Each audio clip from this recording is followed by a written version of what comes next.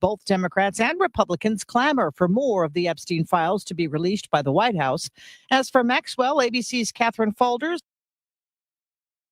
Okay, WSJM Morning Show video live stream for July 25th, 2025. What day of the week is it? I can't remember. It's Friday. It is Friday. Good morning. I'm Ken Lundberg. Here with me is Mike Weibel. And let's see. Do that. Uh-oh. Every now and again, I get these things in my email, our news email, called kill notifications. Uh-oh. That sounds bad. Kill notifications. If it sounds extreme, it's because it is. And for some reason, this one happens to be from the Associated Press, and they're asking us to kill a certain story because they didn't have permission to use a photo, an image that they attached to one of the stories. Uh-oh. Well, that's interesting. Oh, they're going to resubmit it without those two images. So they didn't have permission for two images. Wow, that stinks. Kill notifications. That's what happens on the back end here. We have news stories, and then all of a sudden things come through because, we didn't check. So the press puts out news with photos without getting approval to send out the photos? Unclear exactly what happened there. I mean, I would have to go back and look because oftentimes news associations, news organizations will contract with other outlets that, like Blackstone, for instance. All they do is they have photojournalists all over the world, and you can use their images, but there are certain license parameters. Like you can use it on these dates, between this date and this date, or you can use this, but you can't crop it at all. And, stuff like that. Rules. And so, there are rules and contract things and all this other stuff. So, and sometimes, like yesterday, they didn't even explain. There was a kill story notification sent out on that Russian plane crash. Oh, yeah. That happened because the plane had been missing for a day or two or something like that. And then all of a sudden they found it, and it looked like it had crashed with a few dozen people on board. They killed the story. Don't understand. No word why. So, I'd like to know more about why. All the dark side of me. it's fascinating stuff goes on. A lot of hardworking folks. Did I tell you I was in Detroit this week? I saw on Facebook that you were. Yeah. Instagram. Yeah. You saw on Instagram. Maybe. Because I don't think I put it on Facebook. Okay. Yeah. Sometimes I make it exclusive to one channel. Oh, look at you. So I was in the Big D. Dave Deutsch and I went over for the afternoon. Oh, Dave. I got off the shift here, held some meetings, blah, blah, blah. Then about 11:30, took off over to Detroit for a 3:00 meeting. And we made it in time. I mean, construction was nothing. It was great. Really? Yeah, getting all the way over there, no problem. Getting all the way back, no problem, until we got to Benton Harbor. And then there's a problem. And then there was a problem because we couldn't get in to Benton Harbor or St. Joe because all the exits were closed. Yeah. How do you do that? How do you close all the one exit? The first one that you came to was open, but there was no notice that there's no other way to get into this area. Thus the problem. If they would put a notice, one of those signs that they love to put up. That the electronic signs that people like to hack. Yeah. If you don't get off here, you're not going to get off till Indiana. That Well, would yeah. be good. Yeah. See, that happened to me. Right. For your golf tournament. Right. Exactly. It was a tournament. Oh, by the way, thank you for the pictures. You're welcome. Of the charitable golf outing that Baird Private Wealth Management had. That was a lot of fun. It was. It was fun. Yeah, it was a lot of fun. And I had forgotten that we stood for that photo. Yeah. Yeah, that was neat. And the video. You made the video. Twice. Yeah. That was really cool. 2 appearances. Okay, we've got to get back. Media, we count. Right. Good morning and happy Friday. Hope you're having a good one. Let's get back and do some news. We'll be right back here on the WSJM Morning Show. Help us get by. Maybe we should go to 27cash.com. With our bad credit, 27cash.com is one of the largest personal loan networks. They can help people with any type of credit get up to $5,000, and cash can hit our bank account as soon as tomorrow. When you need extra cash, go to 27cash.com. That's 27cash.com. 27cash.com. WSJM News now.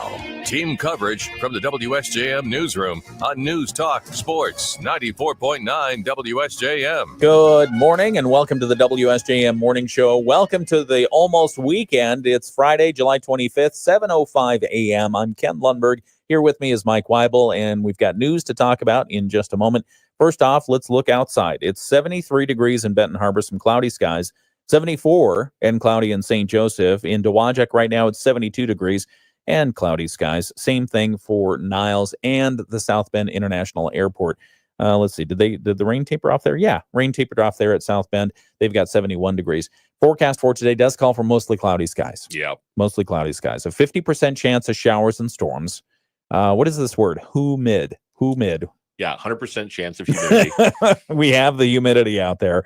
Was the door still fogged up this morning when you came in? Yeah. We've got to get the seal checked on that.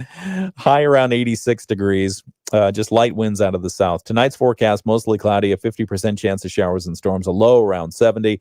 And Saturday, tomorrow, mostly cloudy day, a 60% chance of showers and storms, hot and humid conditions, a high around 87, and just light winds out of the south. Sunday, again, more humidity, just a slight chance of rain showers, and heat will be, a high around 88 degrees. We'll keep the hot temperatures and the humidity through at least Tuesday, and then by midweek next week, Wednesday, we should start to see a break.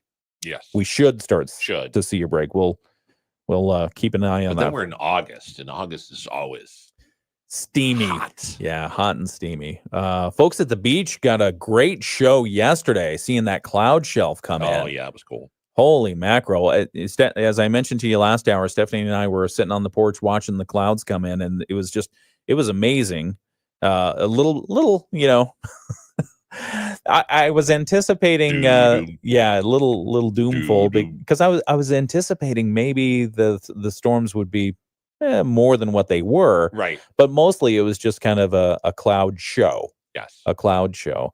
No severe weather reported in our area.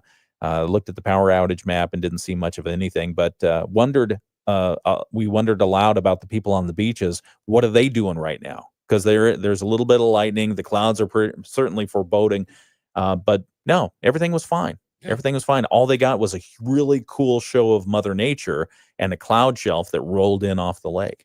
It was pretty. Probably all the boats going in the river, then all the boats going back out the river. Yeah, a time lapse would be pretty funny. Okay, let's take a look at local news and just from the WSJM newsroom. Local officials are sounding the alarm about some upcoming changes to how the state manages behavioral health services in our area. Riverwood Center CEO Rick Compton addressed the Berrien County Board of Commissioners yesterday regarding a plan from the state, the Michigan Department of Health and Human Services, to move services provided by prepaid inpatient health plans, also known as PIPs, to private health insurers. Compton said while Riverwood directly provides mental and behavioral health services, it also pays around 200 other organizations around the community to provide care to patients. If the duties of the existing PIPs, those agreements, are shifted to private health companies, including Blue Cross and Priority, he said local control and local services will actually be lost. Right now, we have many mom and pop providers who do residential services for us, who literally call us and say, can we come in and get your check? That's not going to happen anymore. We provide authorizations for them. They can call us and say, we can get everything authorized. Now they're going to have a 1-800 number out of Lansing or Detroit or something. The change is set to take effect in October of 2026. Compton said at that time, Southwest Michigan Behavioral Health will essentially cease to exist. He asked commissioners to talk with state lawmakers about potentially stopping that move. If this is October 1st of 2026, the next month is an election. And to have people with intellectual developmental disabilities not getting services would not be a good look. Compton said these changes will reduce the quality of care for patients and make it harder for smaller organizations to provide care to get paid. He believes the state is pursuing the change just because it would simply be easier to manage. Board of Commissioner and Chair Bank Elliott said this is a quote-unquote dumb plan. He repeated that several times. Is that a industry term? That's an industry term. He expressed hope that the governor will step in and change that plan. So we'll keep you updated on what happens there. Dumb plan. Yeah, Berrien County in recent years has directed a lot of time and money. This is a different story. They've directed a lot of time and money into laying fiber optic lines to boost rural internet access. But now the federal government is apparently moving towards satellite technology for that kind of stuff. Mm. You know, you think about rural areas, right? And we've got a lot of them in Berrien County.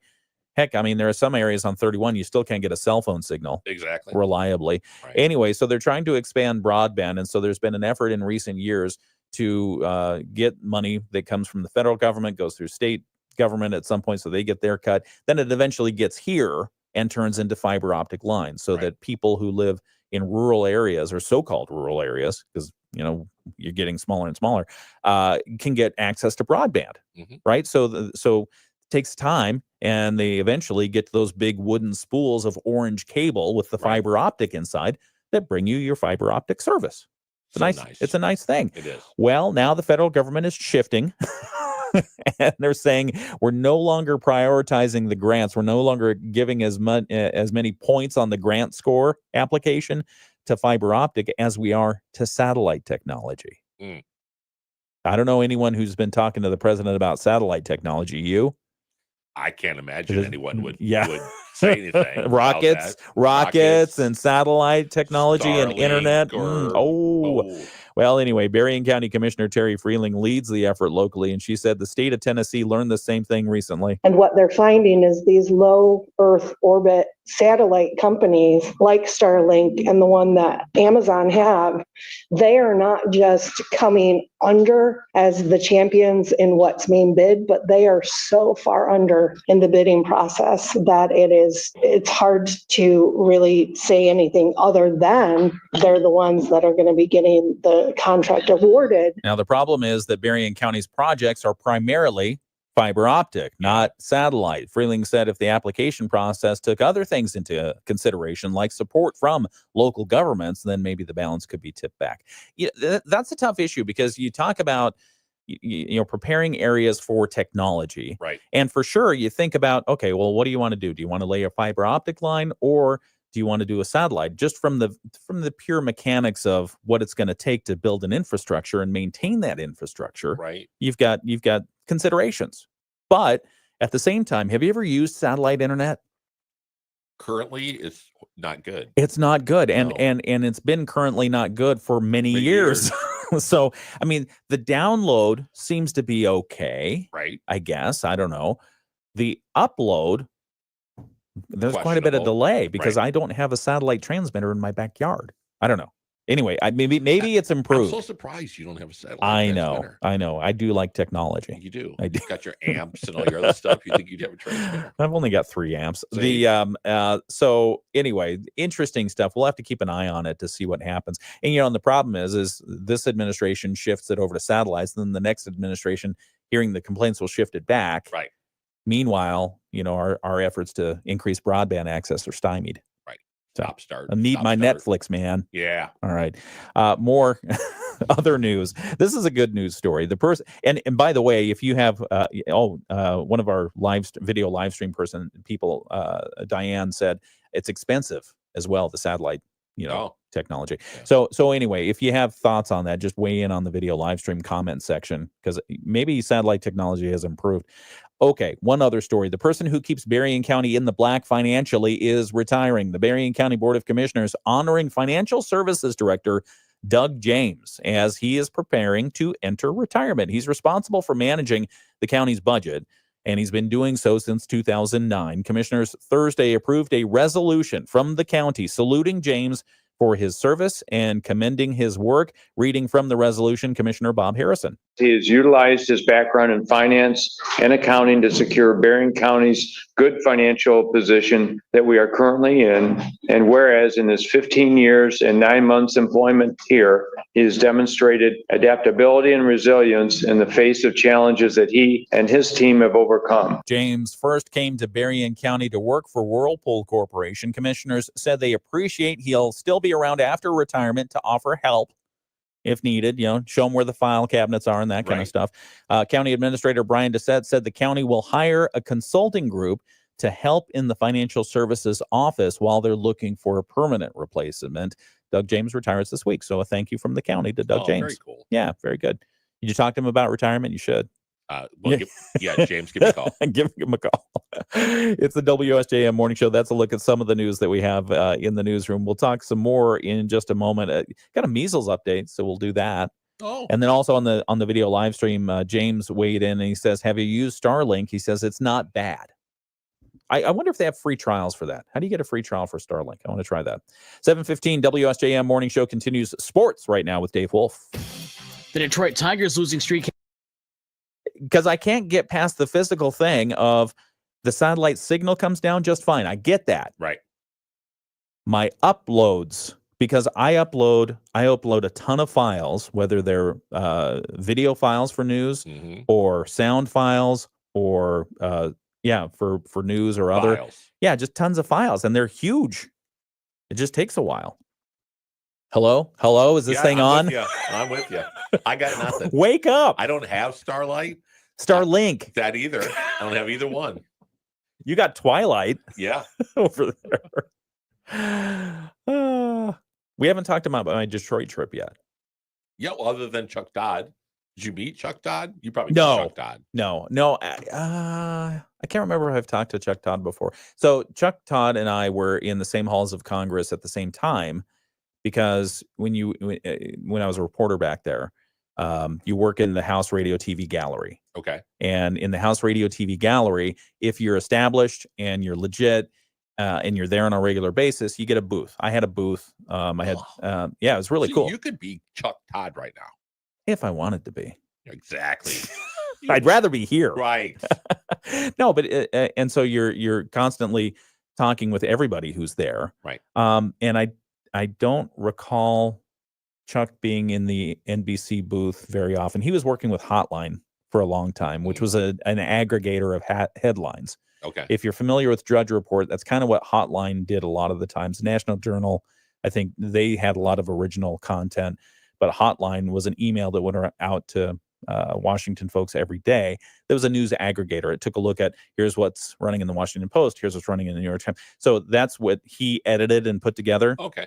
And then he eventually got to meet the press and blah, blah, blah. So anyway, but Chuck Todd was there. He was the moderator of this event. And the event that we went to in Detroit was basically talking about the demise of local news. Mm. So we thought we better attend just to see.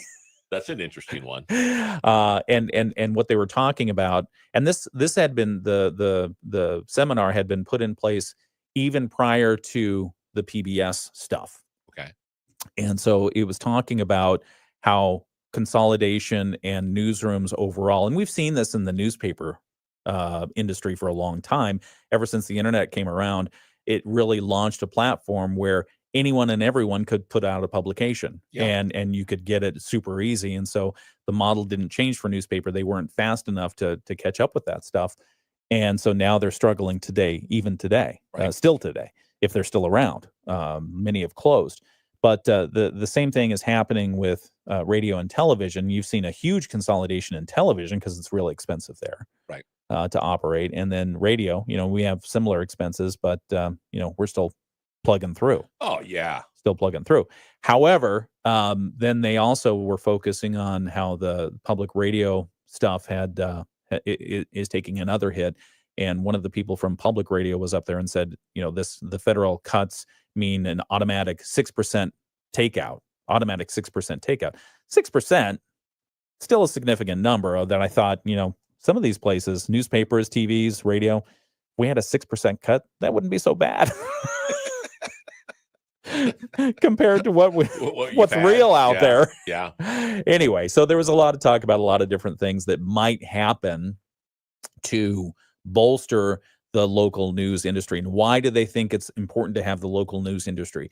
Because without that local media source keeping an eye on government, keeping an eye on everything that's happening in your community, then there's the potential for stuff to go awry. Yes, definitely. Right. So trust but verify kind of thing, right? Ronald Reagan always used that, trust but verify. But and they said it even raises costs for taxpayers if you don't have a local watchdog keeping an eye on your local government. If you go to if you're your local government and you go to borrow, some of the bond companies, they take a look at, well, nobody's watching them. There's could be malfeasance or corruption. We got to raise your interest rate because it's a higher risk. Right. Back in a moment. In our Michigan areas off and on today, high temperatures getting into the low to mid 80s, still very muggy and sticky. So we head into tonight, scattered showers down to 70, and tomorrow, scattered showers and thunderstorms, high temperatures at 87. I'm Chief Meteorologist Carrie Peugeot. The Morning Show with Ken and Friends on 94.9 WSJM.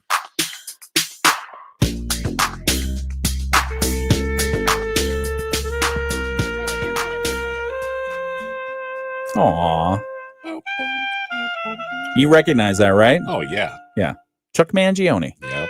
Rest in peace, my friend. Yes. Yeah.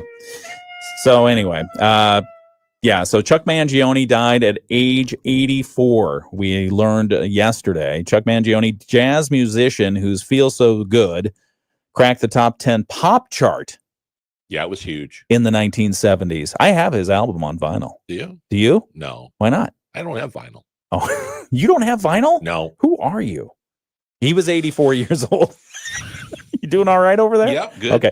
Yep. Mangione died peacefully in his sleep at his home in Rochester, New York, according to his obituary. Just humming. He was. I wonder if he'll be buried with his flugelhorn. Oh, I don't know. I bet he will. The mayor of Rochester confirmed his death in a statement praising the gifted jazz musician and composer. He was born in 1940. He grew up in Rochester, New York, graduating from Benjamin Franklin High School before attending and earning a bachelor's from the Eastman School of Music, also in Rochester. He taught at Eastman and later received an honorary doctorate from the school. He also he's credited with starting the school's jazz program. Wow. Yeah.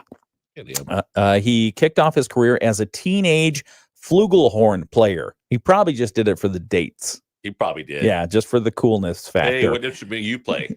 Flugelhorn. Flugelhorn. Yeah, flugelhorn. Sounds like Dr. Seuss, doesn't it? Yeah, flugelhorn. It does sound like Dr. Seuss. He formed the Jazz Brothers alongside his brother Gap. According to sources, it led to a decades-long career that yielded 14 Grammy nominations. He won 2 Grammys. He was inducted into the Rochester Music Hall of Fame. He had more than 30 albums. 30 albums. And so his biggest hit, we just played a little bit of it there, Feels So Good, soared to number 4 on the Billboard Hot 100 in 1978, earned him a nomination for the Record of the Year at the 21st Grammy Awards. And in an interview with Celebrity Cafe magazine, Mangione partially credited the Bee Gees for the song's success. Really? He says, I think Feels So Good was such a hit because of the Bee Gees.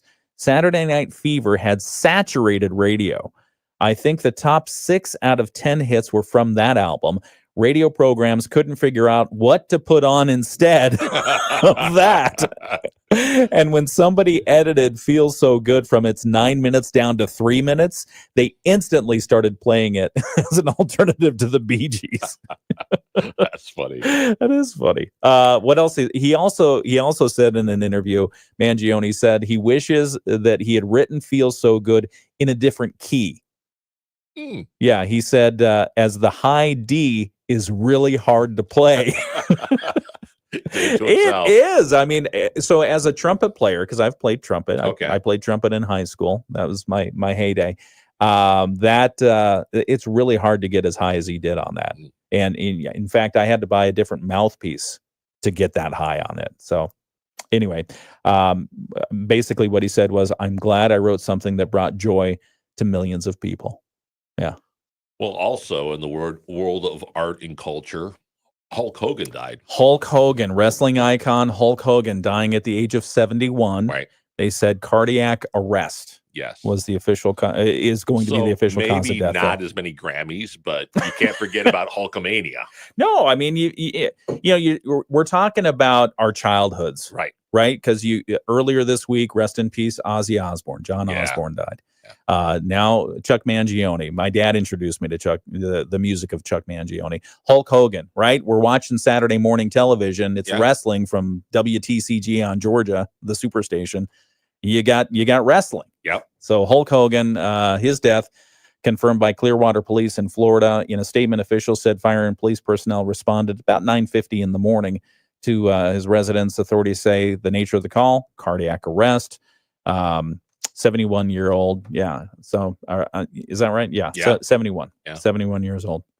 I'll show you what else. Which is young anymore. But. It is. I mean, you really think it, you think about it and all the advances. So he was considered one of the most popular wrestlers of all time. I don't know about that. Yeah. What about Chief Wahoo McDaniels? What about Andre the Giant? What about Bobo Brazil? What about Dusty Rhodes? Bobo Brazil. Very good. Yeah, there you go. Roddy Piper. Come on. Yeah, Roddy Piper. Right. It's considered Mr. Wrestling number 2.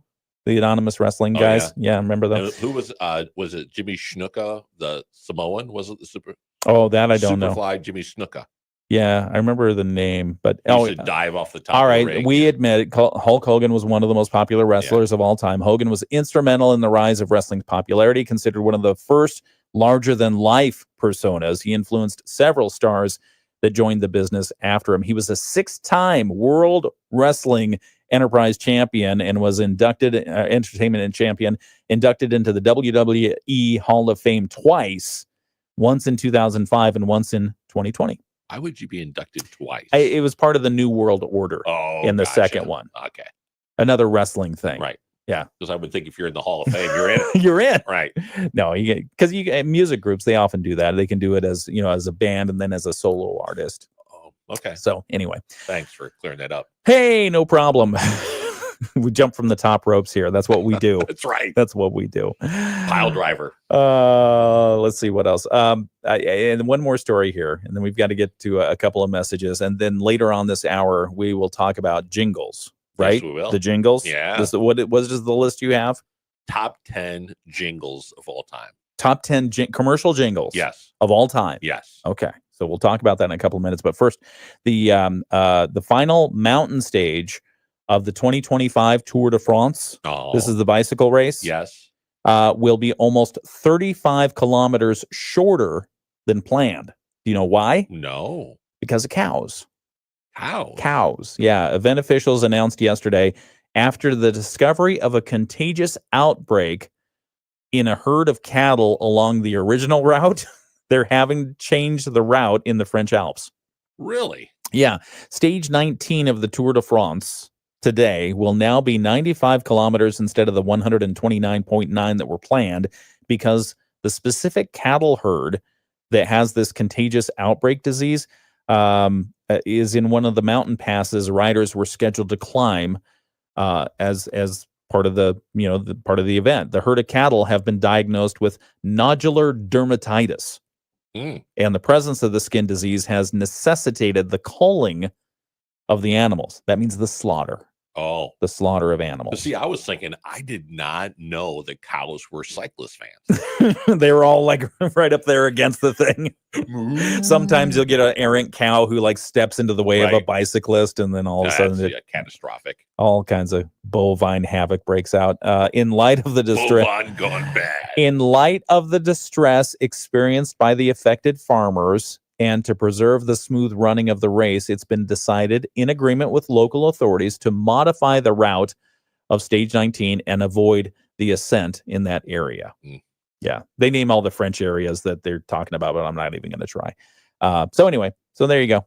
I thought it might be because a bicyclist might hit a cow, that would be my thought. And then nodular dermatitis transfers to humans, and then we have a global pandemic. But no, that's not the case. They want to be sensitive to the cattle ranchers in that area. Maybe I thought like, as the cyclists go through, that somehow because of this outbreak that the cows think it's mating season and start chasing cyclists. Stop. 729 WSJM. We're going to move on from that. Yeah. 729 WSJM morning show continues. Time you can get a 4.99. Poor little cows. I'm telling you. Nodular dermatitis. That sounds like skin tags. Yeah. You get a skin condition. The next thing you know, you get blacked. I'm a cow. What's wrong with nodular dermatitis? What does that have to do with beef? Well, I mean, I don't know. Nodular dermatitis. Yeah. Do you think they called them as in they They slaughtered them. Yeah, Yeah, but they I mean, have they slaughtered them. turned into dog food, or are they turned into? Is it edible? Are they I don't feeding know. it? Are they feeding? You ever been to France? No, You ever want to go to France? no. Okay. In France, they have they have I can get cheese anywhere. you can buy a hamburger in France. Okay, It's not made of ham, nor are most burgers, right? right. They have these things called cheval burgers.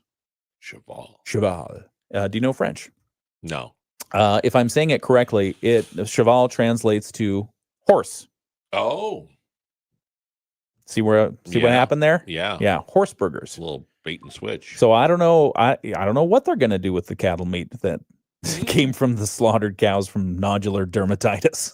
See, that's because my We have any veterinarians? yeah, yeah. Can you give us a Facebook update on the causes and contagion? By the way, Diane says we watched it when it was WWF. Yes, we did too. Yeah. Because it was the World Wildlife Federation. No. That's who got mad that the WWF had to finally change their name to the WWE. Right. Yeah. Wasn't Stretch Armstrong? Wasn't that like a takeoff of Hulk Hogan? Wasn't he in like tights and they had the I bar thought I mustache? remembered Stretch Armstrong before Hulk Hogan. I don't know. Let's look it up because All right. I had a Stretch Armstrong. No, I didn't have one. My friend had one, and You stole it? no, Oh. there might have been one that I had from a yard sale, and it had a leak. Oh, And the stuff inside was the color of maple syrup, by the way. It did not taste like maple syrup. But it was there. Let's see. Stretch Armstrong. Origin story. gel-filled action figure, 1976. Wow. What was the original Stretch Armstrong? It was actually filled with corn syrup, believe it or not. No, Yeah, the doll is made of latex rubber filled with a proprietary gelled substance similar to corn syrup, which allows it to retain shape for a short time before shrinking to its original shape. Blah, blah, blah, blah, blah. Okay. But what's the origin of the actual Stretch Armstrong? it looks like a short, muscular man with blonde hair wearing black trunks. You're looking at the Wikipedia. Yeah. Okay. Let's see. Oh, it says tears can be fixed with an adhesive bandage, according to the instruction booklet that's just corn included. syrup. You go, Hasbro. Yeah. Yeah. Let's see. Stretch Armstrong. He took a lot of abuse in our neighborhood. I think he was part of the parachute regimen. Let's see here. Stretch Armstrong toy concept was created by Jesse Horowitz, the individual designer for Kenner's R&D group. The idea was approved for development by the head of R&D, James Kuhn, the vice president of Kenner. The Stretch idea, as it was called, was pursued with two different bodies in mind. One was a sumo wrestler. The other was an all-American blonde hunk. Horowitz sculpted the models himself instead of hiring a freelancer. The sumo man was too bulky and large, so the all-American body was cast by Kenner's model, Richard Dobeck. And the resultant resin model was taken to a latex doll manufacturer in New Jersey, where the bodies were first dipped. Let's see. Tremendous quantities of Caro corn syrup were used to boil down and turn into the proprietary stuff. It's interesting. Oh, there were did you know this about Stretch Armstrong? Mm-mm. I guarantee I didn't. An estimated 67 different versions Really? of Stretch Armstrong from Japan, Germany, Italy, France, Australia. They should have a Stretch alligator for Australia. That'd be cool. Like a Stretch Crocodile Dundee and a Stretch Crocodile. Stretch Armstrong an ad for the Stretch Armstrong, $11.49. What do you think Stretch Armstrong would cost today? Probably $11.49. I was thinking $27. Okay. Yeah, maybe $27. They still sell them? I don't know. Look it up. I can do all this heavy lifting. Ooh, there was a canceled film in 1994. Walt Disney obtained the film rights to the character. Several scripts were written, including an early version family comedy. The script was cast. It actually cast Tim Allen in the role of Stretch Armstrong. Wow. Tim Allen is Stretch Armstrong. Yeah, so if you want to Stretch Armstrong today, you can actually go to Amazon and order one. And how much is it? Well, let's see. The original giant Stretch Armstrong is $29. Oh, let's see. There you go. I said But there's 27. a smaller version for $7. So about $25. Okay, so I was right. Wow. Oh. Yeah. Right again. Not that I'm taking pleasure in that. No, not at all. No. Yeah. I was right again. All right. So tedious being right all the time. Oh, where's Jimmy Hoffa? I somewhere in New York Stadium, I think. There is an article about this that we'll talk about in a couple minutes right here on the WSJM Morning Show. We'll be right back. Helped fuel the gains after its strong earnings report showing solid demand for AI. And Volkswagen just lowered its financial outlook for the year. The escalating cost of President Donald Trump's tariffs are weighing on earnings at the Audi and Porsche brands. Gina Cervetti, Bloomberg Radio. The Morning Show with Ken Lundberg on WSJM. 7:36 WSJM Morning Show continues. Good morning. I'm Ken Lundberg. Here with me is Mike Weibel. And we were talking, believe it or not, just a few moments ago on the video live stream about Stretch Armstrong. Yeah. I don't know how we got there. Oh, it was Hulk Hogan. Hulk Hogan. Yeah. Hulk Hogan, who was not a model. He was not. For Stretch Armstrong. But he could be. They should Unless do maybe he was a takeoff of Stretch Armstrong.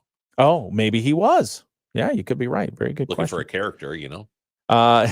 Speaking of characters, there's another idea of where Jimmy Hoffa might be. And somebody in Michigan was talking about it at an event at Macomb Community College this week. He's in Michigan?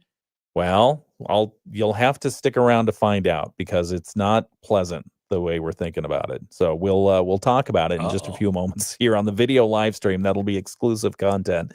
First off, we've got to check news and sports and weather forecast. Let's do that right now. Mostly cloudy skies are expected today with a 50% chance of showers and storms. Humid conditions will stick around, a high of 86. Tonight's forecast, mostly cloudy, another 50% chance of showers and storms, low overnight around 70.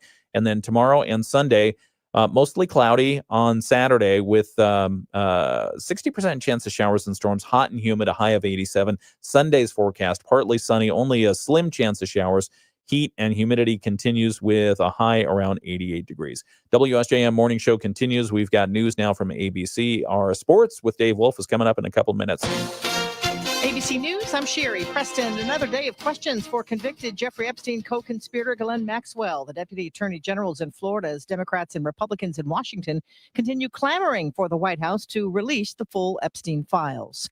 More scorchingly hot temperatures, 140 million Americans from Texas up through Maine under heat warnings and alerts today. A merger long in the making is finally given the green light. The Trump administration has approved the $8 billion merger of Skydance Media and Paramount. The FCC chair says he welcomes Skydance's commitment to make changes at CBS, which is owned by Paramount, including a pledge not to establish programs related to DEI. ABC's Rhiannon Alley. The United States has walked away from ceasefire talks on the Middle East as aid groups say 1 in 4 children and pregnant women are currently suffering from malnutrition in Gaza. The roof of a middle school collapsed in western India, 7 children killed. This is ABC News. WSJM News Now. Team coverage from the WSJM Newsroom on News Talk Sports 94.9 WSJM. You don't have to say who it was, but what was the feedback you got just a second ago, Mike? Why can't regular radio people learn about Hoffa? Oh. Well, maybe we'll have it for both. I don't know, because I want people to experience the video live stream. Because it's unfiltered. Well, say it again. What is it? Unfiltered. Unfiltered. All right. Well, we'll talk about it. We've got to give exclusive content to our friends on the video live stream. They're tight. They're true blue. True blue right there. As are people on the radio, though, too. Oh, they are. So let's treat them nice as well. And not everybody driving down the road. That's true. Tune into YouTube. We don't want them on their phones when they're driving. Yes. We don't want them. All right. So we'll bring it on the air here in a moment as well. All right, Lisa. Hey, Just no, for you. no, anonymous. You're supposed to keep it anonymous. Oh, never mind, Bob. Some of the news, not even Bob. Some of the news coming up from the WSJM newsroom that we'll cover at 8 o'clock this morning. The Nuclear Regulatory Commission has approved a series of licensing and regulatory actions that are paving the way for the restart of the Palisades nuclear power plant. Their plan is to restart this fall, and they are on track. And which is amazing. It's the first time. When is anything on track? When Right. it comes to government. Well, the government's not running it; they're just funding it. Well, so anyway, we'll talk a little bit more about that story. That's coming up. Plans to develop the former Overton property in South Haven. You might be familiar with that factory site. Some cleanup issues there because of contamination. So there's a group that's trying to bring it back, and the city council has been very excited about this. But apparently they ran into a stumbling block having to do with engineering and gravity and runoff and that kind of stuff. So we'll tell you a little bit about that story. And then a new invasive species has been found at the Wolf Lake State Fish Hatchery in Mattawan. Did it stay there? We hope so. We hope so. It's a fish hatchery, and they found it in the fish hatchery ponds. How'd that happen? Well, I don't know. I don't know. How do these things happen? 7:41, it's the WSJM Morning Show. We'll talk about it. That's all coming up at 8 o'clock this morning. We've got news from our friends at Michigan News Network. We also have sports coming up from Dave Wolf in a moment. The Michigan. I promised the Jimmy Hoffa stuff as an exclusive to the video live stream, so we'll give it now. Okay. And then we'll figure out if there's enough to continue talking about in a moment. All right, lay it on us. All right, so Jimmy Hoffa, let me scroll down to, where's Jimmy Hoffa? That's what I titled this one. What happened to Jimmy Hoffa? Still a question that's been asked for decades. Earlier this week, Wednesday night, at the Macomb Community College, a group with insights into the Detroit mob say they know what happened. Oh. Yeah, this was a ticketed event. It was at a community college, Macomb Community College. They sold tickets, and the presentation was called Hoffa Mystery Solved 50 years later. Okay. So been looking That's for a pretty bold statement. Looking for Jimmy Hoffa for 50 years, and they say they've solved it. Former federal prosecutor Richard Cavertino, crime writer Scott Bernstein, and former mob soldier Novi Taco, or is it Tocho? Taco? Tocco. There's no way that could be his real name. Well, yeah, it's probably not his real name. I don't know. Novi Taco. Novi Taco. I apologize, Mr. Taco, if I'm saying your name incorrectly because you were a soldier. Hey, I need my payment. Who are you? Novi Taco. Get out of my store. Tell him Novi Taco called. Right. They claim Hoffa was killed by Detroit mobster Tony Palazzolo. All right. Who then allegedly bragged of involvement in the hit while being listened to by the FBI. Oh. There was an FBI wire, and he was apparently heard on it saying he put Hoffa's body in a meat grinder. Oh. That's why you can't find the body. Gotcha. It was said in a way, and I hear it. This is one of the people talking at the event. It was said in a way, and I hear it. It wasn't lighthearted. It wasn't fun and games. It was a serious statement for a real purpose. And you take that into context, like you would in the other statement. He was a friend of ours. Needless, kind of inconsequential ending of itself. Contextually, it was very important. An important way to introduce someone. It was the same thing when he said, "This is where I put Jimmy." Yeah. Let's see. So that was the former. There's no way to really prove that. Right. So, I mean, you say, I put you in a meat grinder. Well, where is he? Yeah. Hamburger. Right. You ever get the triple meat, triple cheese? 2 all beef patties, special sauce, lettuce, cheese. Not all beef. Yeah. Sometimes the best way to tell a lie is to tell the truth. This is what Novi Taco said. Sometimes the best way to tell a lie is to tell the truth. And knowing Tony, this is exactly what he would do. The truth is so unimaginable that nobody believes it. And I think that's what happened here. All right. Well, I personally got to look up more information on Novi Taco. Novetocco. Would it be Tacho? Tacho? Somebody help me out. Well, ROCCO is Rocco. So Rocco? Taco. Okay. All right. I like the way you think. Speaking of meat, let's do another one. An Alaska plane crash that killed the husband of former U.S. Representative Mary Peltola of Alaska was likely caused, they have now found at the National Transportation Safety Board, they now found that the likely cause of that plane crash was excessive moose meat weight on board. Okay, well. Eugene Buzzy Peltola Jr. was flying in a plane in a remote wilderness area in the St. Mary's, Alaska during a hunting trip back in 2023 when the plane crashed. He died from blunt force injuries a few hours after the accident. The NTSB's final report on the crash, which was released this week, said the plane was heavily loaded with moose meat, moose antlers, and that was actually mounted to its right wing without proper authorization. They say as a result, the plane was overloaded by more than 100 pounds, and the antlers interfered with takeoff, likely causing the crash. Wow. So he was moose hunting, got a moose, apparently had it partially processed, and the weight of the meat and the antlers, wherever they were strapped onto the airplane, on the right wing, I don't know why in the world you would do that, caused the crash. Peltola was transporting moose meat in 2 separate loads to an operating base after the hunting trip. After he successfully completed a trip to transport the first load, the hunters loaded the plane, a Piper PA, with more heavily with meat for the second trip. In addition to carrying about 520 pounds of moose meat, the plane was also transporting antlers. Here, hang on a sec, gotta do this. That were attached to the right wing. In total, the plane's weight was about 117 pounds over the maximum allowed limit. During takeoff, the plane became airborne before crashing moments later. Peltola survived the initial impact, but died less than 2 hours later. So there you go. Combination of the maximum weight being broken and then the external load of antlers, which likely degraded the plane's performance during takeoff. Yeah, I could see that. Because, I mean, you think about 117 pounds over, that should be within the margin of error that you assume is built in. You wouldn't want to test it, no, but you assume. But apparently, maybe the aerodynamics were off because of the antlers. That's sad. And then when you crash, which is probably not a healthy thing to do, but then you got probably 1,000 pounds of moose meat behind you. Coming your way. Yeah, exactly. Coming in hot. For 7:47. It's a WSJM morning show. Say, Popular jingles coming up next.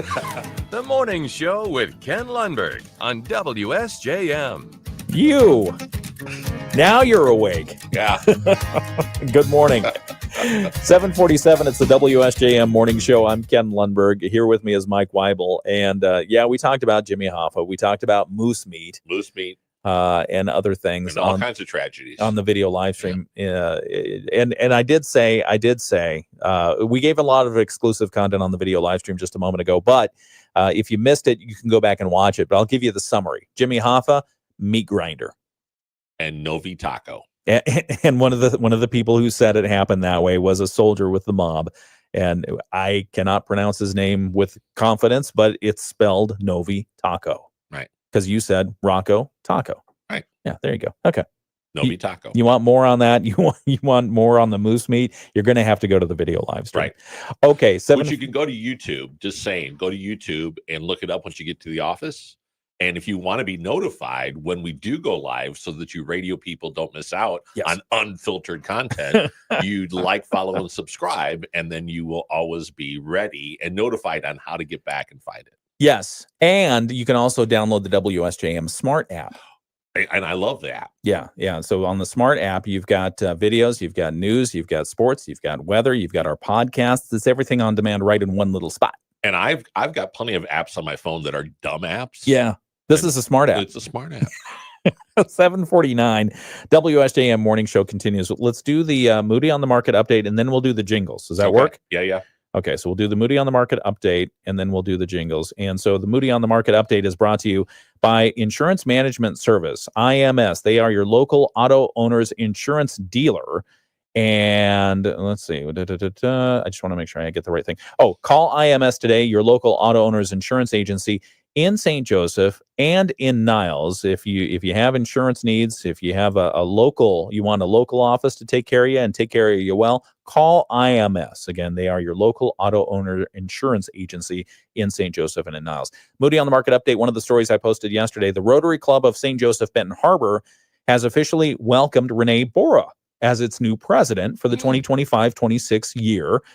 She's a resident of St. Joe. She's the owner of Affinity Salon downtown, and she succeeds Jen Cole in that role. Nice. Yeah, announcing the new president, the Rotary Club shared appreciation for outgoing President Cole, her work and contributions.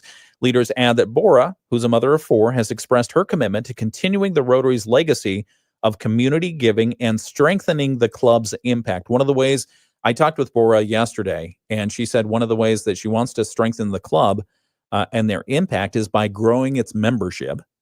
Right. And one of the things that she is working for right now is to create a new companion club.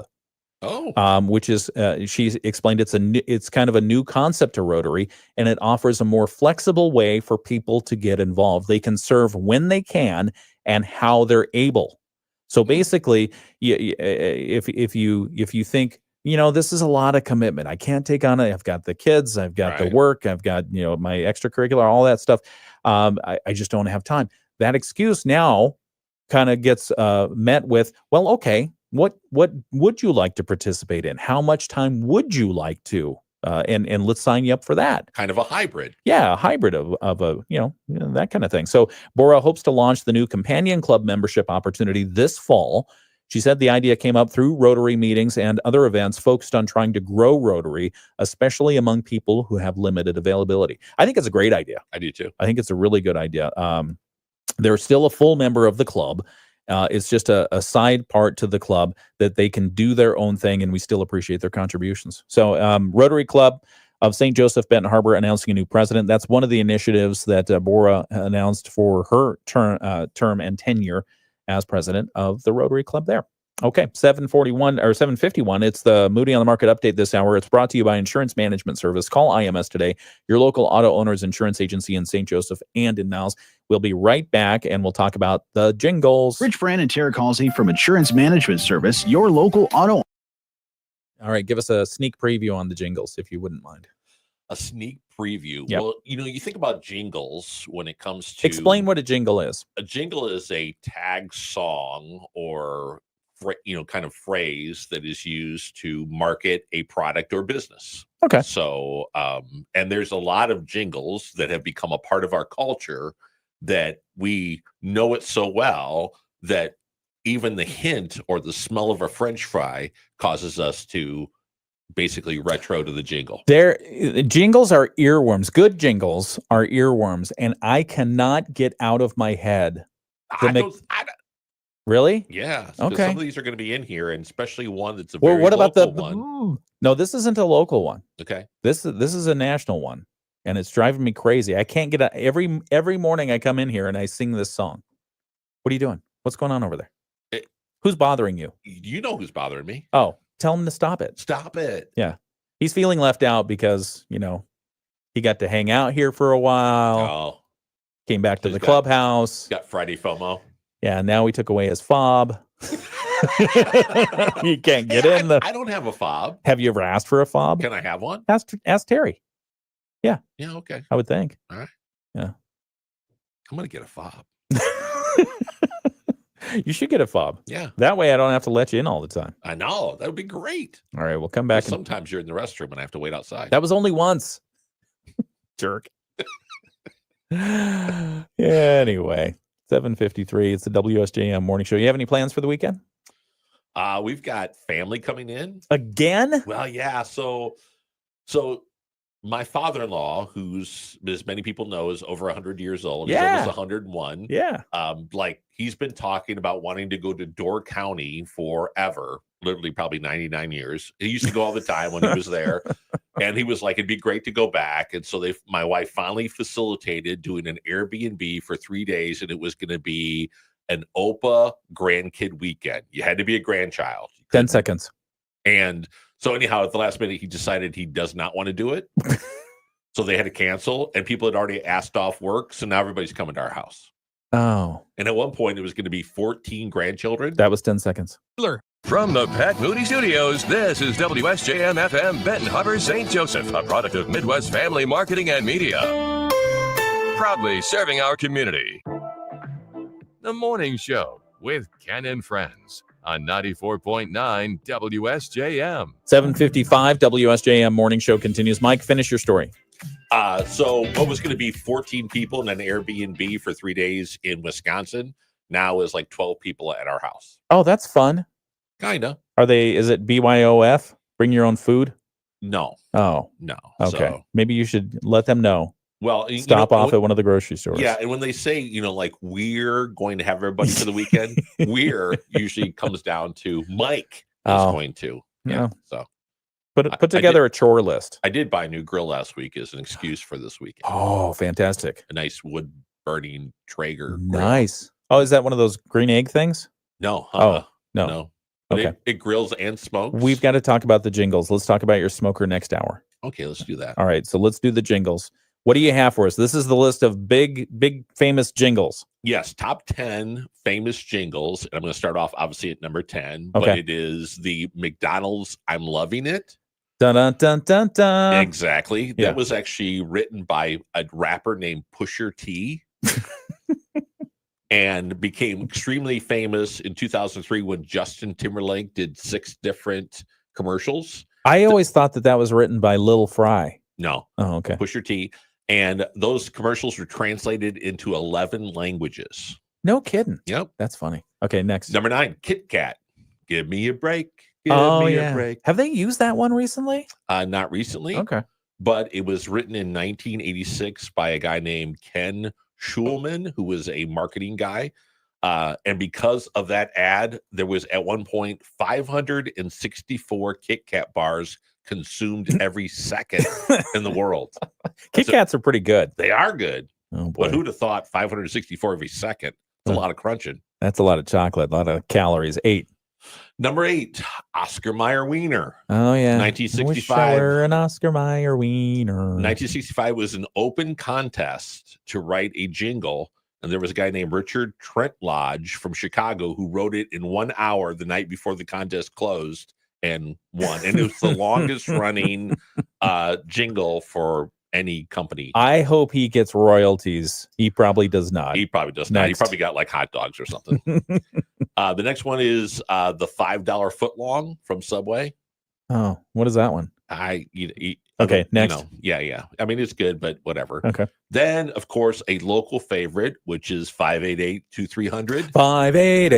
588-2300 Empire. Yeah. Lynn Holdren was the owner who had the commission in 1977. Passed away in 2001.